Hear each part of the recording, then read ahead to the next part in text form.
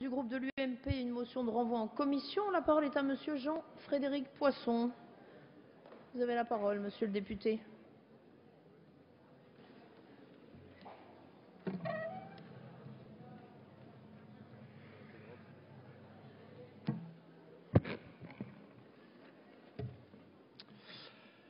Mesdames les ministres, Madame et Monsieur les présidents de commission, Madame et Monsieur les rapporteurs, mes chers collègues.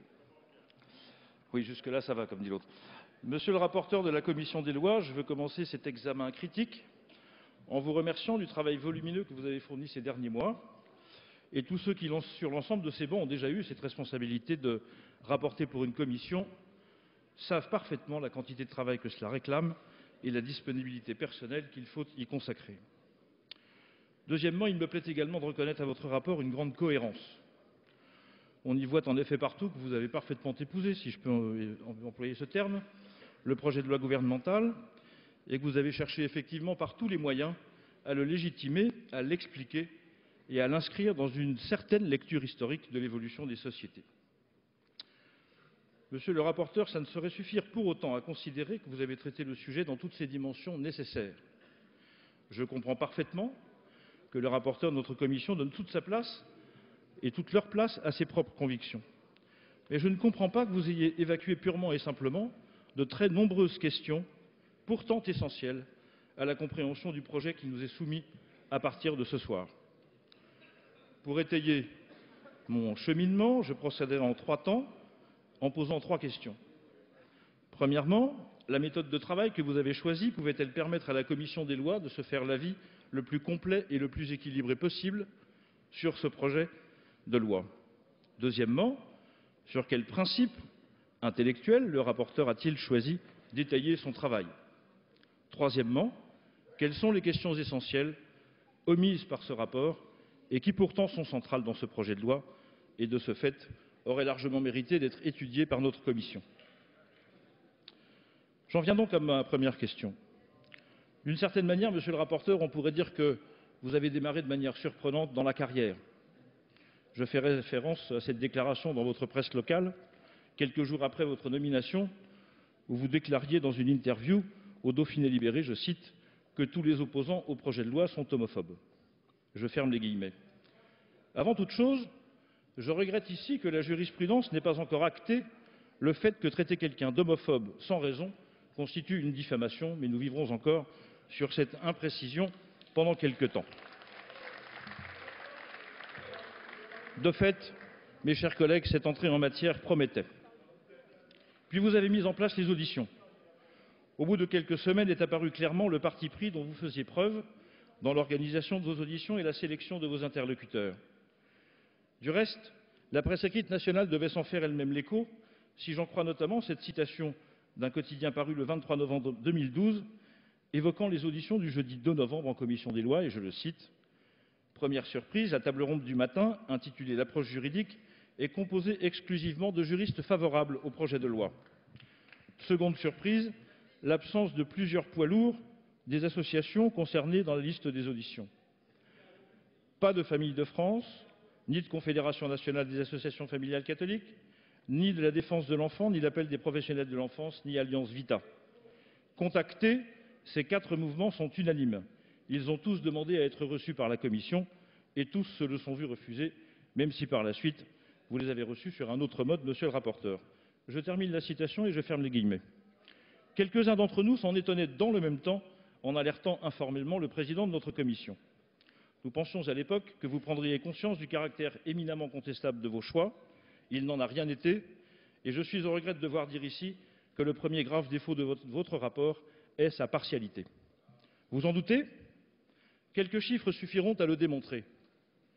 En examinant précisément la liste des auditions conduites par vos soins, on constate que 2 tiers des personnes auditionnées étaient favorables au projet de loi gouvernemental, moins d'un quart d'entre elles y étaient défavorables et 11% avaient exprimé une position de neutralité. Je critique le rapport, monsieur, je n'attaque pas le rapporteur. Un autre signe, il vous a été reproché un jour de n'avoir invité que des juristes favorables au projet de loi gouvernemental dans une de ces auditions, je viens de le dire. Vous avez répondu qu'on ne connaissait pas de juristes opposés à ce projet. Et cela vous avait valu En date du 3 décembre dernier, une lettre cosignée par plusieurs d'entre eux s'étant exprimée dans la presse nationale, soucieux de signaler leur existence à leur rapporteur préféré. Il est curieux que vous ayez eu besoin d'un tel rappel à l'ordre pour rétablir, il est vrai partiellement, un équilibre qu'au fond peut-être vous n'avez probablement pas souhaité.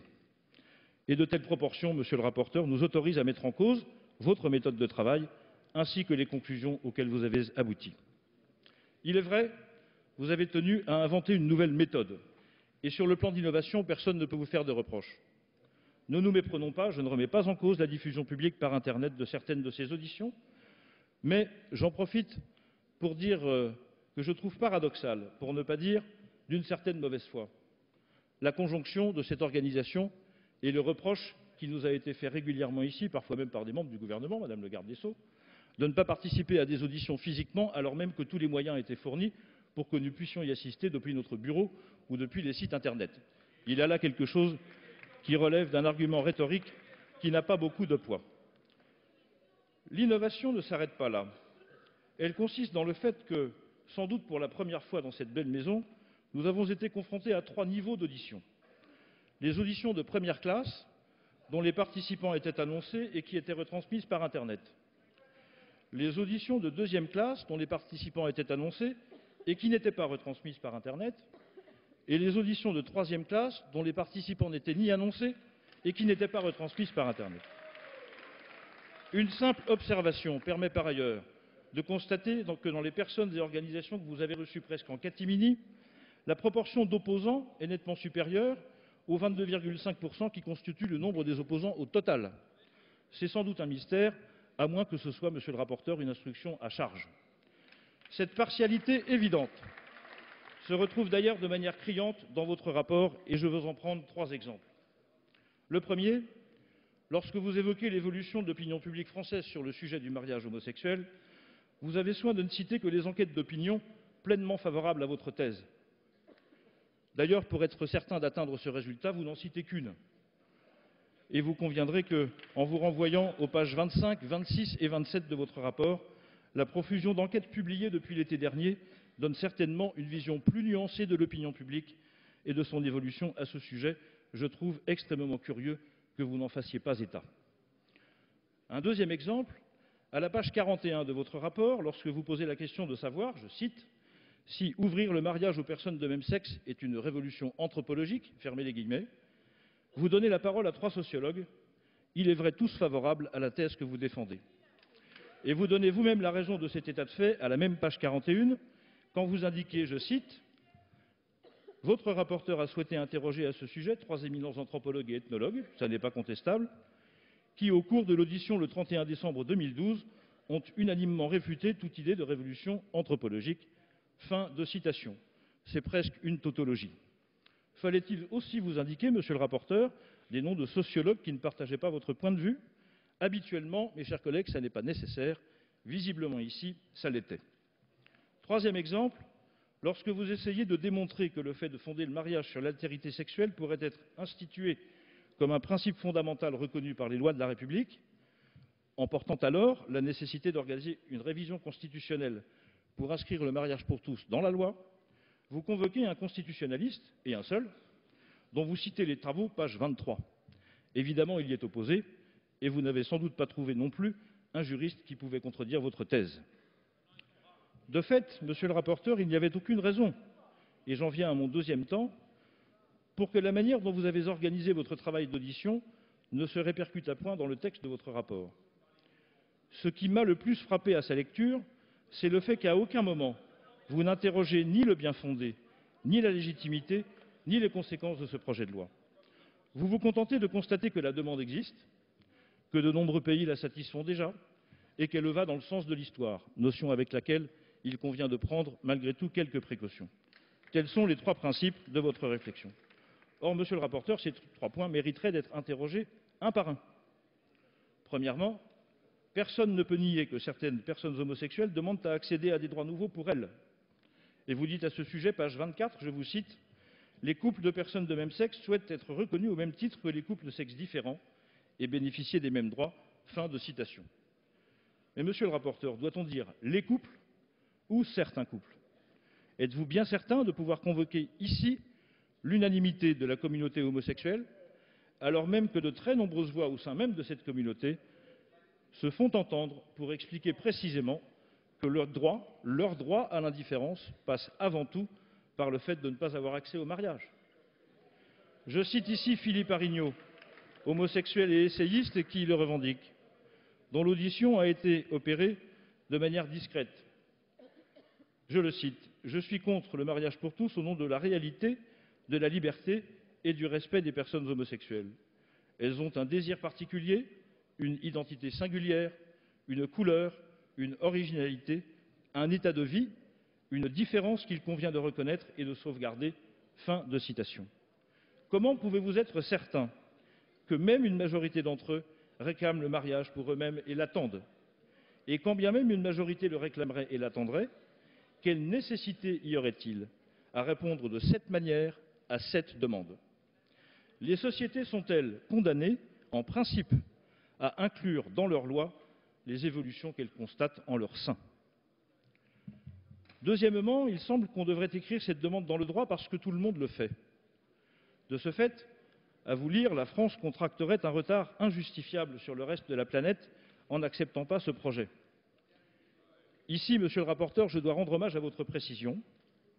En effet, vous indiquez, page 27, qu'aujourd'hui 11 pays dans le monde ont reconnu le mariage homosexuel et que ces pays représentent 280 millions d'habitants.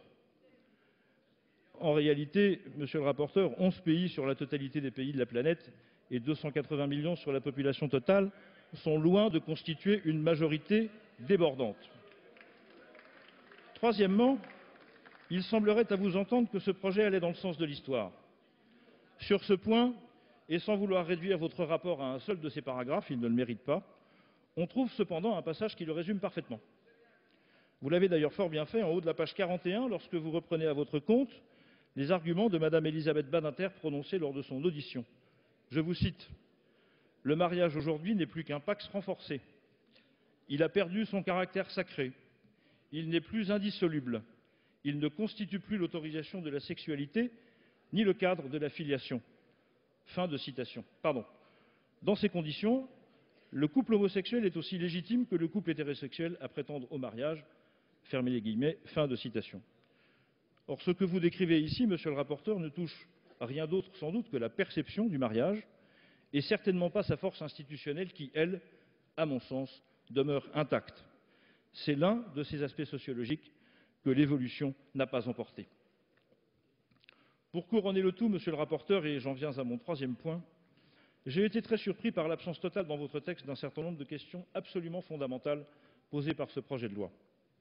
Certaines de ces questions ont d'ailleurs été abordées pendant la séance de notre commission des lois et n'ont pas reçu de réelles réponses. J'en reprends quelques-unes.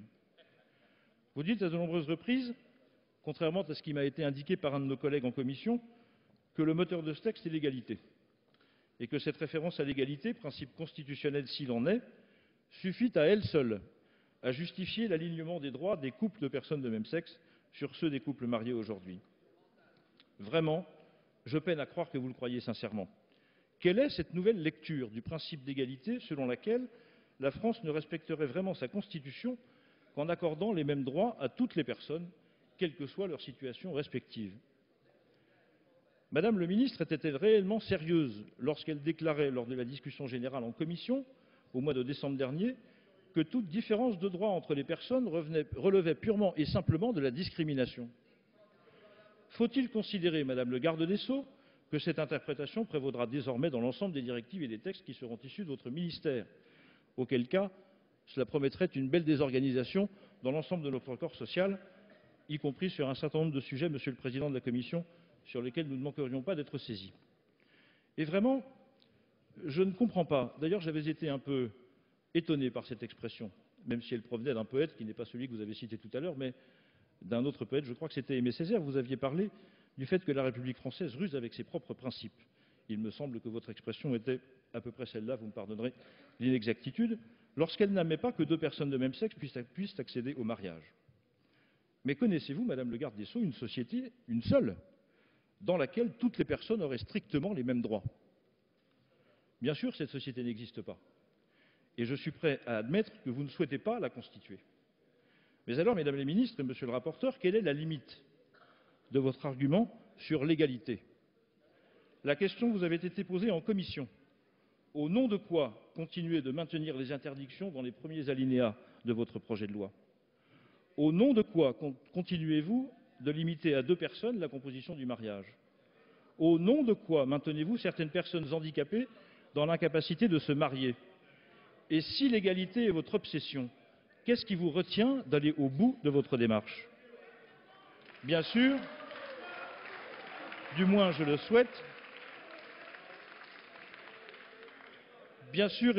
souhaite, nous partageons cette conviction qu'il n'y a pas d'organisation sociale sans gestion des inégalités. Donc cette affaire d'égalité n'est pas une question de principe et elle ne peut pas être considérée comme telle.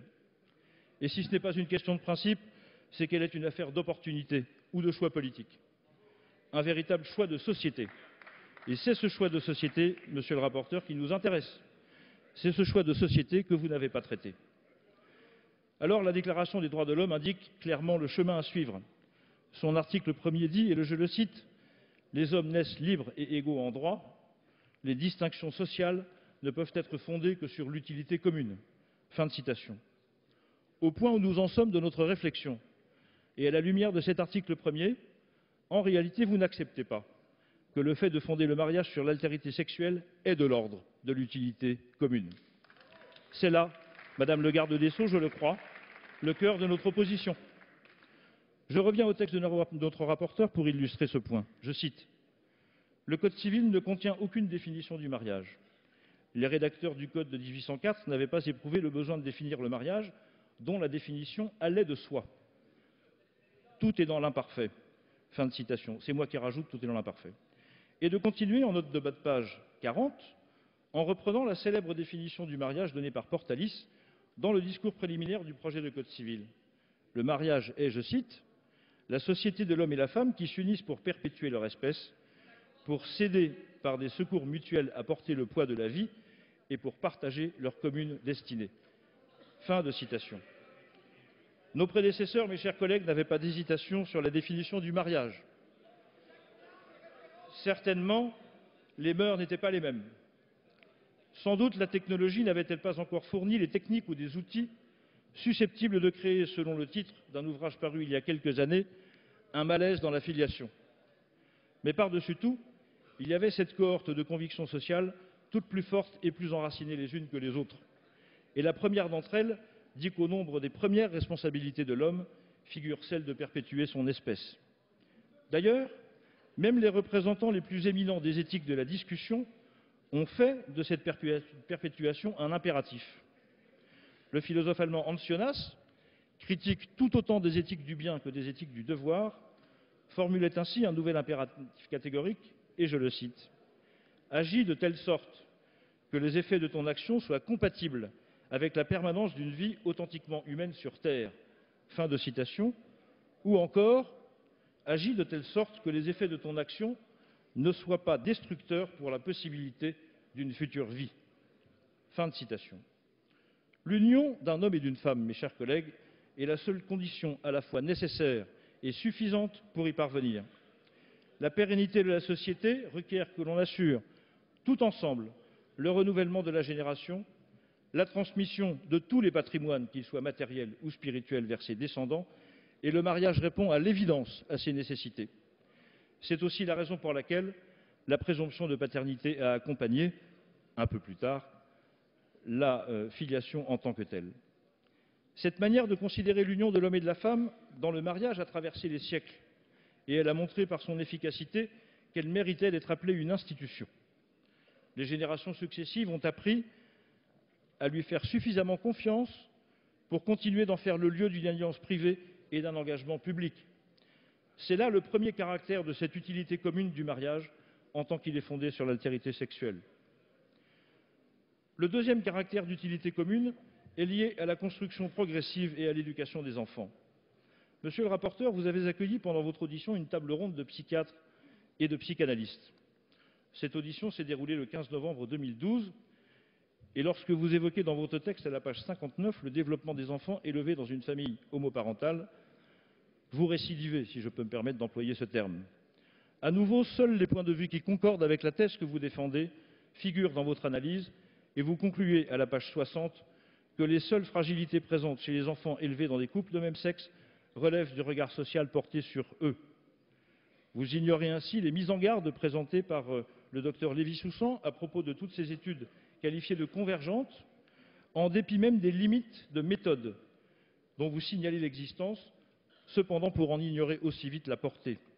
Et je ne comprends pas que vous passiez sous silence la critique épistémologique très sèche formulée par de nombreux pédopsychiatres à l'encontre des études sur lesquelles vous semblez fonder votre conviction. Sur un sujet de cette importance et face à tant d'incertitudes, il n'y avait qu'une attitude possible, ne pas prendre de risques pour les enfants en attendant de disposer d'éléments plus fiables d'appréciation.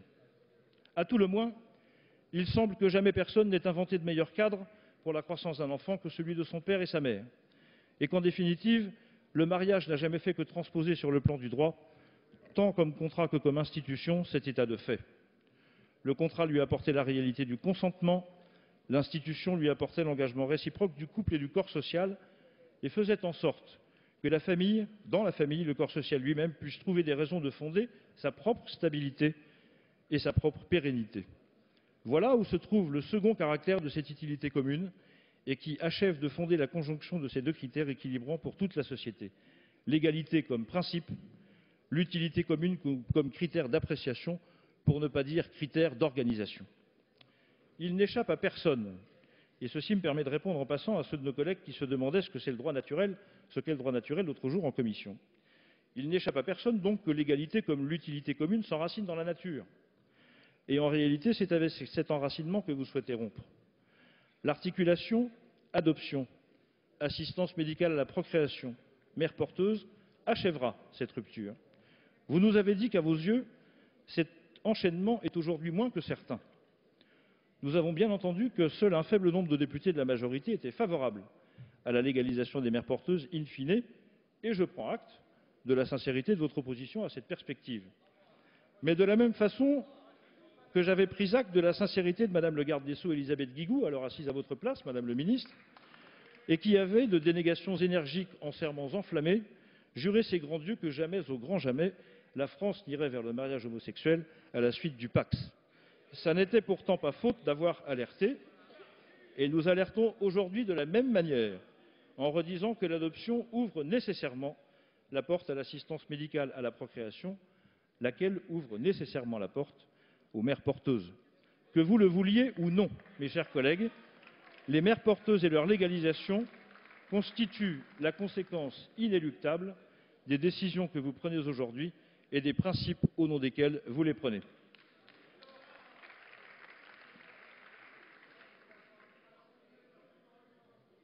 Ainsi totalement dissociée des capacités biologiques des personnes, votre conception de la filiation instaure de manière définitive un droit à l'enfant dont nos codes avaient jusqu'ici réussi à se préserver à peu près. J'ai du mal à considérer qu'une telle distance à l'égard de la nature, doublée d'une telle volonté de satisfaire toutes les aspirations individuelles, constitue réellement un progrès social. En ce sens, Madame le garde des Sceaux, nous sommes bien dans un changement de civilisation ou dans une révolution anthropologique, pour reprendre l'expression de notre rapporteur, même si par ailleurs il la conteste. D'abord parce que nous voyons bien que des bouleversements de ces notions d'égalité et d'utilité commune n'emportent pas que des conséquences purement juridiques. Mais surtout parce que nous franchissons une limite supplémentaire dans le rapport que nous avons organisé jusqu'ici entre la loi et la nature. À ceux de mes collègues qui se demandaient à nouveau l'autre jour ce que peut bien être le droit naturel, je me permets de lancer l'invitation d'aller lire l'article 2 de la Déclaration des droits de l'homme.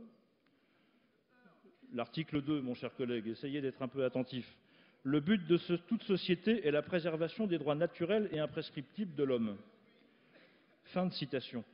C'est l'article 2. Il est vrai de dire que les pratiques sociales et la technologie ont bousculé notre conception collective du mariage et de la filiation. Il est tout aussi vrai de dire que le législateur s'est parfois senti obligé d'accompagner ces évolutions en tâchant de concilier la force des principes et le pragmatisme des dérogations. Il y a parfois réussi, parfois non. Mais nos institutions ont jusqu'ici préservé, au moins en façade, leur enracinement dans l'ordre naturel, celui-là même qui enseigne que la liberté la propriété, la sûreté et la résistance à l'oppression s'enracinent d'abord dans la nature de l'homme. Aujourd'hui, nous quittons cette logique. Vous nous demandez d'accepter que désormais la loi qui trouve son origine dans la nature et celle qui la trouve dans la seule volonté de l'homme aient toutes le même poids et la même importance. Vous nous demandez, pour reprendre une expression utilisée l'autre semaine en commission, de placer sur le même rang la filiation sociale et la filiation biologique, indépendamment par ailleurs de la sincérité et de l'engagement des personnes. Vous nous demandez même de considérer désormais comme primordiale la filiation sociale, au nom du fait, je vous cite, que l'amour aurait tous les droits. Et je fais référence au propos de la page 40 du rapport. Vous nous demandez d'accepter une fois de plus que la loi ne serve pas à autre chose, en définitive, que courir après les comportements humains. Madame le garde des Sceaux, vous ne pouvez pas considérer qu'une telle attitude peut valablement constituer un principe ni théorique ni pratique. Sur ce dernier point, je souhaite dire un mot sur l'article 16 de votre projet de loi, à mon avis emblématique de votre texte. Il crée dans le Code du travail un nouvel alinéa appelé article L. 1132-2 et ce nouvel alinéa dispose, je le cite, « Aucun salarié ne peut être sanctionné, licencié ou faire l'objet d'une mesure discriminatoire mentionnée à l'article 1132-1 pour avoir refusé une mutation géographique dans un État incriminant l'homosexualité s'il est marié avec une personne de même sexe. » Fermez les guillemets. Personne ne conteste qu'évidemment, les salariés qui sont dans cette situation ne puissent subir de discrimination. Et j'aurai l'occasion de reprendre en détail l'argumentation dans le courant du débat. Mais cet article, Madame le Ministre, pose un réel problème qui porte sur l'universalité du droit. En effet, il méconnaît l'ensemble des obligations incombant aux employeurs en ce qui concerne la santé et la sécurité de leurs salariés. J'en veux pour preuve la rédaction très claire de l'article L. 4121-1 du même Code du travail, qui dit ceci, et je le cite, « L'employeur prend les mesures nécessaires pour assurer la sécurité et protéger la santé physique et mentale des travailleurs. » Fermez les guillemets, fin de citation. À l'évidence, la situation visée par l'article 16 de votre projet de loi entre parfaitement sous le coup de cet article existant. Mais le tort de cet article, à nos yeux, c'est qu'il ne mentionne pas expressément la situation visée par votre propre article 16. De la même manière, nous nous étions vivement étonnés l'été dernier, au moment du débat sur le projet de loi portant sur le harcèlement sexuel, de l'ajout d'un article interdisant les discriminations à l'égard des personnes transsexuelles. Madame le ministre, cet article de votre projet de loi est grave. Il emporte des risques importants parce qu'il fait peser un soupçon sur la réelle universalité de nos principes de droit. Il semble indiquer la nécessité d'énumérer les qualités individuelles des personnes et parfois même leurs attitudes, je le dis, pour qu'elles soient réellement prises en compte par les textes. Il substitue une universalité de collection à une universalité de principe qui est pourtant la clé de voûte de nos codes. C'est assurément la marque la plus certaine de cette inspiration individualiste qui guide ce projet de loi, et ce n'est pas le moindre paradoxe que le côté droit de cet hémicycle rappelle à certaines exigences collectives un côté gauche soudain séduit par la souveraineté absolue et illimitée de l'individu. En conclusion, mes chers collègues, mesdames les ministres, monsieur le rapporteur, sur aucune de ces questions absolument essentielles, vous n'avez souhaité écrire le moindre mot. Il me semble pourtant que, quelle qu'ait pu être votre opinion sur chacun de ces sujets, notre commission aurait tiré grand avantage à débattre au fond sur toutes ces questions. Vous avez à plusieurs reprises rappelé dans votre texte qu'à l'évidence, le Conseil constitutionnel reconnaît au législateur la capacité de légiférer sur le mariage. Il ne manquerait plus que ça, et il n'y a aucun doute sur ce sujet. Mais il n'y a aucun doute non plus sur la dimension parlementaire des différentes questions que je viens d'évoquer, sur le principe d'égalité et sur l'utilité commune, sur le rapport entre filiation biologique et filiation sociale, sur la question de l'universalité du droit et de son écriture, sur le rôle de la loi et son rapport à l'évolution de la société, etc. En choisissant la partialité comme principe d'organisation de votre travail et le simple déroulement des événements comme clé de voûte de votre argumentation, vous vous êtes vous-même coupé de cette possibilité d'aborder en profondeur les questions essentielles posées par ce texte. Et vous en avez par conséquent privé notre commission. Il n'est pas de ce fait envisageable d'engager maintenant ce débat pour examiner au fond ces différents aspects. Et c'est la raison pour laquelle, mesdames et messieurs les députés, mes chers collègues, je vous demande par votre vote d'adopter cette motion de renvoi en commission. Je vous remercie. Merci, monsieur le député.